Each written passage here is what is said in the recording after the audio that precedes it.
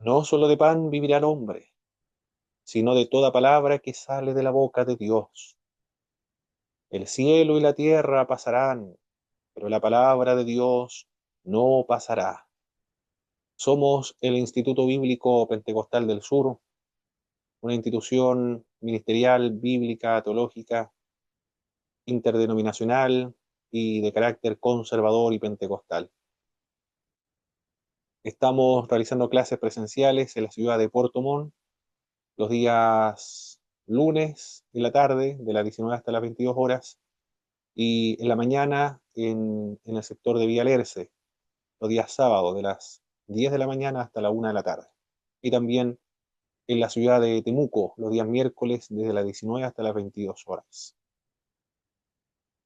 En el mes de la Biblia estamos viendo las traducciones bíblicas al idioma español.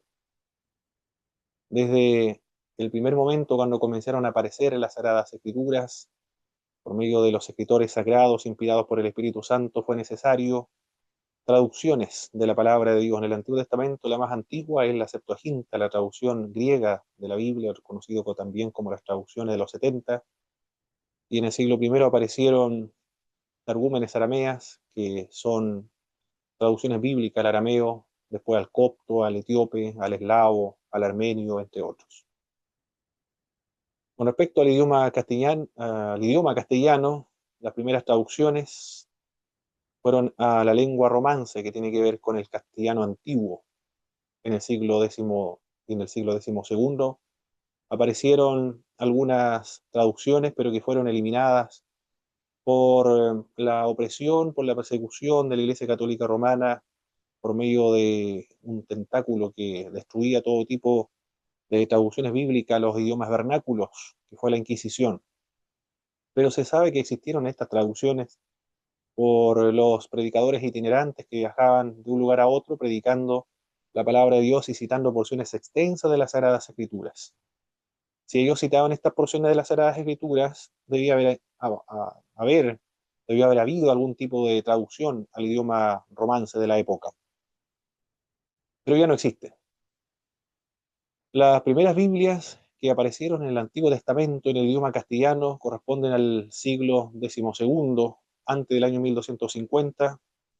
Hubieron algunas Biblias denominadas las Biblias prealfonsinas, que fueron publicados antes del año 1250. Se han encontrado porciones, parte de estas traducciones bíblicas.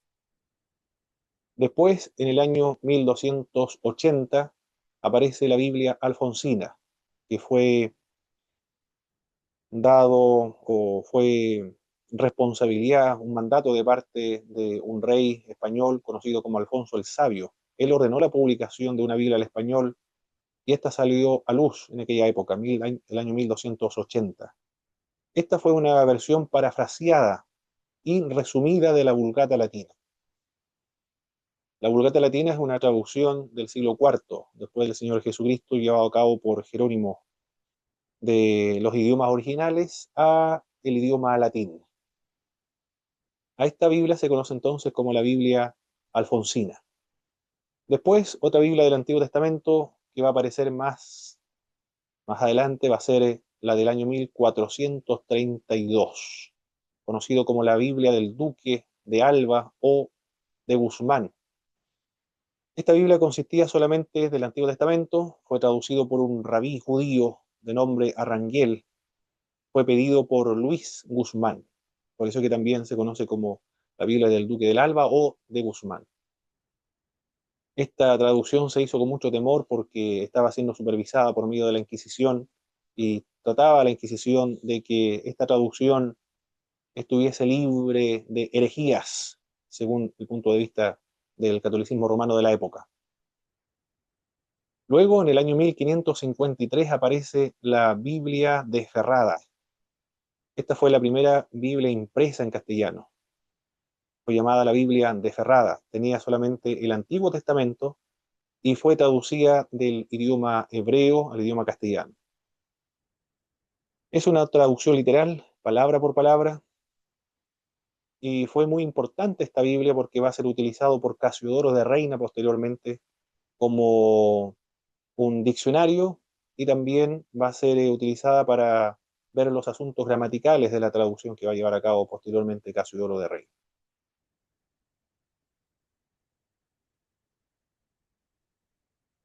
Luego tenemos las traducciones al castellano del Nuevo Testamento. En el siglo XVI comienzan a aparecer estas traducciones bíblicas y uno de estos traductores fue Juan de Valdés. Aunque no fue una traducción completa del Nuevo Testamento, Juan de Valdés hizo una traducción de gran parte de él, así como también de algunos salmos.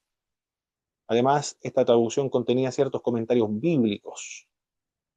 Luego de Juan de Valdés aparece otra traducción del Nuevo Testamento en griego completo, fue llevado a cabo por Francisco de Encinas. Él lo tradujo en la casa de Melanchthon, que fue discípulo y continuador de la obra de Martín Lutero en Alemania, usando el Nuevo Testamento de Erasmo de Rotterdam, una edición griega del Nuevo Testamento, y en base a esa versión griega del Nuevo Testamento, Francisco de Encinas va a traducirlo al castellano. La traducción de Francisco de Encinas se publicó en Amberes en el año 1543. Luego de la traducción de Francisco de Encinas, otra traducción del Nuevo Testamento es la de Juan Pérez de Pineda. Es el traductor al español de un segundo Nuevo Testamento. Era este hombre un destacado erudito católico romano, pero que se hizo protestante. Huyó a Ginebra e imprimió en Ginebra un Nuevo Testamento en el año 1553. Se basó esta obra en el trabajo del traductor anterior, Francisco de Encinas.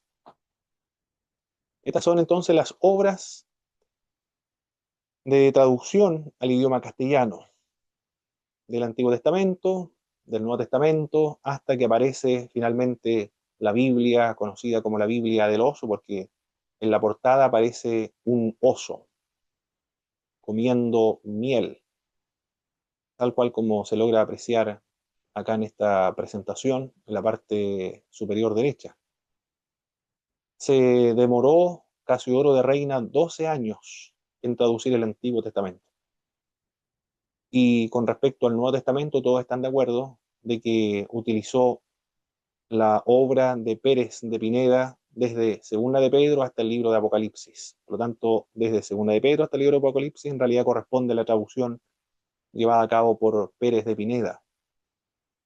Se publicó la Biblia del Oso, o la primera Biblia completa al castellano, tanto del Antiguo como del Nuevo Testamento, en Basilea, Suiza, en el año 1569, un 26 de septiembre. Por eso es que se celebra dentro del mundo de habla hispana el 26 de septiembre y septiembre en general como el mes de la Biblia. Tuvo un tiraje de 2.600 ejemplares. Fueron quemados varios de ellos por la Inquisición, y los documentos que utilizó Casiodoro de Reina para realizar esta traducción, tanto del Antiguo como del Nuevo Testamento, fueron varios. Utilizó versiones en latín, también utilizó la Biblia hebrea de Bomberg, la Biblia de Zurich. Desde allí tomó el término Jehová, esta traducción en vez de Señor, como las otras traducciones actualizadas de las Sagradas Escrituras. Con respecto al Nuevo Testamento, va a utilizar la edición griega de Erasmo de Rotterdam, que va a ser considerada como el texto recibido, o también se conoce como el texto receptus del Nuevo Testamento, la edición de la época para hacer o para llevar a cabo las traducciones bíblicas a los idiomas vernáculos, en este caso el idioma castellano. También utilizó las obras y el Nuevo Testamento traducido de Francisco de Encinas y las traducciones también de Juan de Valdés y las traducciones de Cipriano de Valera. Esta Biblia, la de Casiodoro de Reina, contenía algunos libros apócrifos, lo que son aceptados por la Iglesia Católica Apostólica Romana. Para el catolicismo romano, estas traducciones o estos libros son considerados como los deuterocanónicos. Para los protestantes, estos libros son vistos como libros apócrifos. Y en la Biblia Reina, de Casiodoro de Reina del año 1569, estaban los libros apócrifos, pero no solamente los apócrifos, sino que también aparecían otros libros tercero y cuarto de Edras, siguiendo el orden de la Septuaginta. La Septuaginta es una traducción del Antiguo Testamento.